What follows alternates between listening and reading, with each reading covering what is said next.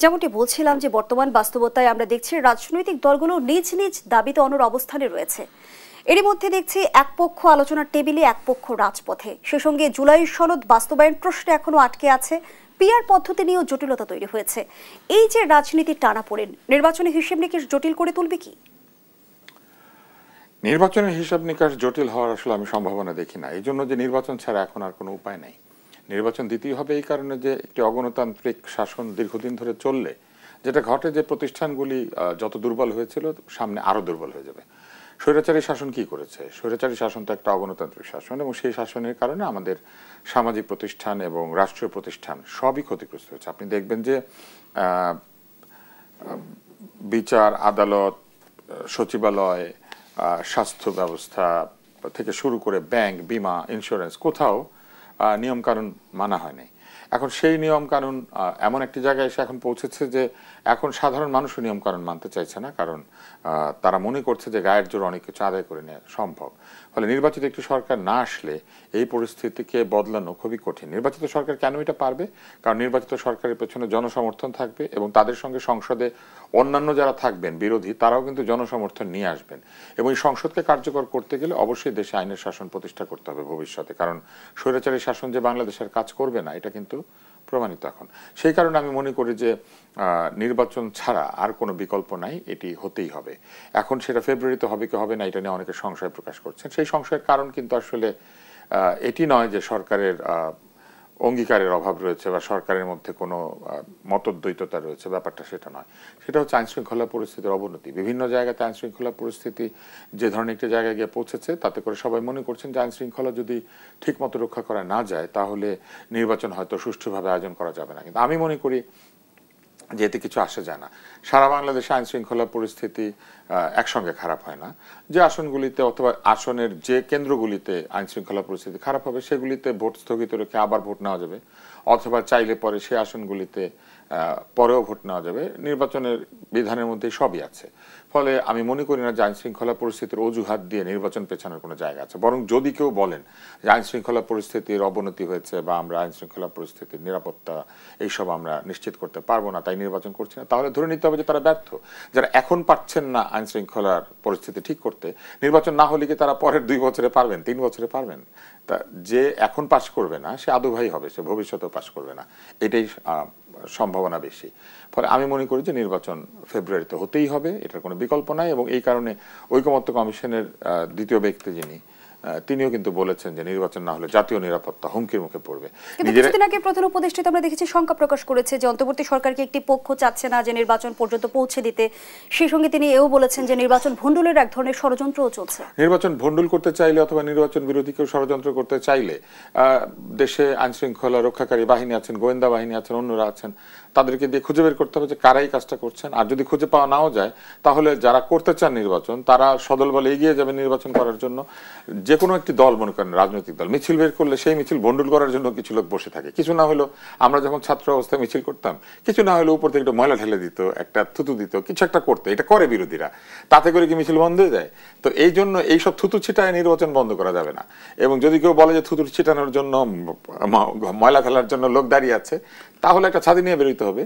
সবকিছুরই প্রতিকার আছে। এইটা বলে নির্বাচনকে বন্ধ করার কোনো উপায় নাই যে একদল লোক ভণ্ডুল করতে চাচ্ছে, কিছু লোক নির্বাচন চায় না। কিছু লোক নির্বাচন চায় না, এটা তো রাষ্ট্রদ্রোহিতা। নির্বাচন যদি কেউ না চায়, নির্বাচনকে ভণ্ডুল করতে চায়, আইনের মধ্যে আছে যে তার ভয়াবহ বিচার আছে। তো আরো একটু তারা কঠিন করেছেন এইবার, যে এই সরকার কিন্তু এইটাকে আরো কঠিন করেছেন যে নির্বাচনে বাধা দিলে পরে আরো বেশি কারাদণ্ড হবে, অন্যান্য জিনিসপত্র হবে, যেটা আমি পড়েছি পত্রিকা। তার মানে এইগুলো আসলে কোনো কথা না, নির্বাচন করতে চাইলে করা সম্ভব। বাংলাদেশের পক্ষের শক্তিগুলোর এই বিভক্তি বিভাজন আসলে কি বার্তা দেয়? অভ্যুত্থানের পক্ষের শক্তির বিভক্তি বিভাজন হয় নাই আসলে। অভ্যুত্থানের পক্ষের শক্তি কারা ছিল? শেখ হাসিনার বিরোধী শক্তি। তারা কারা? বিএনপি, জামাত ইসলাম, মিত্র যে দলগুলি আছেন তারা, এমনকি কমিউনিস্ট পার্টির একটা অংশ, কমিউনিস্ট রাজনীতি যারা করেন তাদের একটা অংশ, তারা সবাই স্বৈরাচারী এই শাসনের বিরুদ্ধে গিয়েছেন। ফলে তারা তো আগে থেকে আলাদাই ছিলেন, তাদের রাজনীতি আলাদা আলাদা। তাহলে বিভক্তিটা কোথায় হলো? একটা নতুন রাজনৈতিক দল হয়েছে এনসিপি, তাদের রাজনীতি আলাদা। জুলাই সনদের মতো একটি মৌলিক বিষয় কেন একমত হতে পারছে না রাজনৈতিক দল? জুলাই সনদ মৌলিক বিষয় হলো কোথা থেকে? এইটা আমার একটা প্রশ্ন। এটা তো মৌলিক বিষয় না। জুলাই সনদ হচ্ছে একটা সিস্টেম চালু করার চেষ্টা করা হচ্ছে যেটার মধ্যে দিয়ে জুলাই আন্দোলনে অংশগ্রহণকারী বিভিন্ন পক্ষের একটি অংশ মনে করছে যেটা হলে পরে তাদের জন্য অধিকতর নিরাপত্তা নিশ্চিত করা হবে, তাদের ভবিষ্যতে বিচার আচার বন্ধ করা যাবে, তাদের বিরুদ্ধে কোনো ব্যবস্থা নিতে গেলে সেইটাকে এই জুলাই সনদ দিয়ে প্রোটেক্ট করা যাবে। জুলাই সনদ যদি কালকে নাও থাকে তারপরেও তো নির্বাচন না করার কোনো কারণ নাই। জুলাই সনদ থাকলে নির্বাচন হবে, না থাকলে নির্বাচন হবে না, এটা কিন্তু আমাদের আইনে সংবিধানে কোথাও নাই। এটা হচ্ছে তারা চাচ্ছেন যে জুলাই সনদটা দিতে হবে। এখন ধরেন তারা চাইলেই চাইতে পারেন, আমিও মনে করি জুলাই সনদ নিয়ে অনেক কিছু হতে পারে, কিন্তু এটার সঙ্গে নির্বাচনকে সম্পৃক্ত করে দেওয়ার কোনো যুক্তি নাই, এটা অযৌক্তিক। আরেকটা হচ্ছে যে বিভক্তি আসলে কোথাও নাই, আগে থেকেই তো এটা বিভক্ত ছিল, যেটা আমি আপনাকে বললাম। এনসিপি একটা নতুন দল, তো এনসিপি কি অন্য কোনো দলের সাথে সমমনা? ব্যাপারটা তা না। তাদের আলাদা আলাদা রাজনীতি আছে, প্রত্যেকের আলাদা রাজনীতি আছে, ধর্মীয় রাজনীতি যারা করেন তাদের আলাদা রাজনীতি আছে, এবং তারা যার যার দলে ফেরত গিয়েছেন। ঐক্যটা হয়েছিল কোন প্রশ্নে? শেখ হাসিনা ক্ষমতা থেকে যাবেন, দেশে একটি গণতান্ত্রিক শাসক আসবেন, বা একদল লোক এসে গণতান্ত্রিক শাসন কায়েম করবেন। মূল সমস্যা তো ছিল গণতন্ত্রহীনতা। গণতন্ত্র আসলে সবকিছু এমনিতেই ঠিক হয়। এটা অনেকটা আমাদের ডাক্তারের ইলেকট্রোলাইট ইমব্যালেন্সের মতো, মানে ইলেকট্রোলাইট ইমব্যালেন্স হয়ে গেছে, ফলে আপনি সেটা দিচ্ছেন, সোডিয়াম দিচ্ছেন, পটাশিয়াম দিচ্ছেন, যেটা যেটা কম বেশি ঠিক করছেন। এখন কেউ যদি বলে যে না, ইলেকট্রোলাইট ইমব্যালেন্স ঠিক করার আগে রোগীর নাম ধাম সবকিছু আগে আমরা শিওর হয়ে নিতে, বংশ কি, পরিচয় কি, কিছু একটা তৈরি করতে হবে। ঘটনা হচ্ছে ইলেকট্রোলাইট ইমব্যালেন্স ঠিক করলে রোগী বেঁচে থাকবে, বেঁচে থাকলে তারপরে এই রোগীর নাম ধাম সবকিছু খুঁজে পাওয়া যাবে। বাংলাদেশ একটা গণতন্ত্রহীন অবস্থায় ইলেকট্রোলাইট ইমব্যালেন্সের শিকার, সব জায়গাতে ভারসাম্যহীনতা তৈরি হচ্ছে। যার প্রমোশন পাওয়ার কথা সে প্রমোশন পায় না। আমার পাশে যে বসে আছে জিজ্ঞেস করেন, বছরের পর বছর প্রমোশন বন্ধ করে রেখেছে একদম অনৈতিকভাবে। এটা নিয়ে আমরা দুঃখ করেছি, কষ্ট করেছি, আমরা সমব্যথী হয়েছি, কিন্তু আমরা কিছু করতে পারি নাই। তো এই যে জিনিসগুলি, এই অনিয়মগুলি কেন হয়েছে? গণতন্ত্র নাই বলে। গণতন্ত্র থাকলে এগুলো সব নিয়ম মতো হতো, এবং হলে পরে এই যে এত বড় আন্দোলন সেটা করতে হতো না। গণতান্ত্রিকভাবে উনি বহু আগে ভোট হারিয়ে বিরোধী দলে চলে যেতেন, অথবা আওয়ামী লীগ হেরে যাইতো মানুষ না চাইলে। কিন্তু গণতন্ত্র নাই বলেই তো ওরা হারেও না, জিতেও না, নিজের মতো করে বসে থাকে, এবং বসে থাকতে গিয়ে তুই অবস্থাটা করেছে। কিন্তু জনাব আব্দুর রহমান তুষার, আপনি বলছিলেন যে জুলাই সনদের সাথে নির্বাচন কোনোভাবে সম্পর্কিত না, কিন্তু সম্প্রতি নিশ্চয় আপনি অবগত আছেন, প্রধান উপদেষ্টা যেমনটি বলেছে যে আগামী ফেব্রুয়ারিতে নির্বাচন হবে, সে নির্বাচন হবে মহোৎসবের, যদি সংস্কার প্রস্তাব বাস্তবায়নের বিষয়ে ফয়সালা করতে পারি।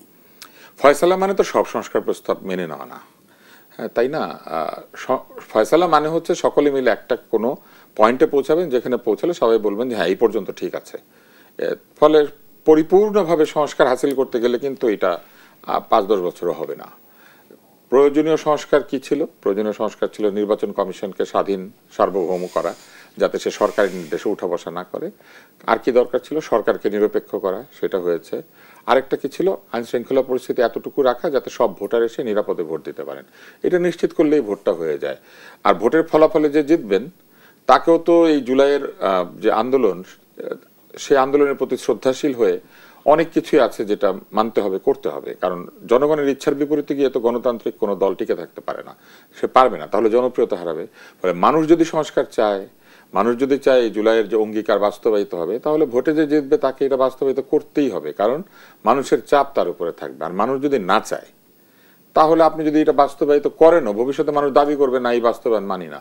অতএব এটা আসলে আমি মনে করি যে সবকিছু একদম নিশ্চিত করে তারপরে কাজটা করতে হবে। এটা পৃথিবীতে কোনো কিছুই চাপিয়ে দিলে আসলে সংস্কার বাস্তবায়ন যে আসলে ফলপ্রসূ হবে সেটার আসলে কোনো নিশ্চয়তা নেই। কিছু নিশ্চিদ্র ব্যবস্থায় নিয়ে এসে কোনো কিছু করা এটা অসম্ভব, এটা হয় না পৃথিবীতে। ধন্যবাদ জানাচ্ছি জনাব আব্দুর রহমান তুষার।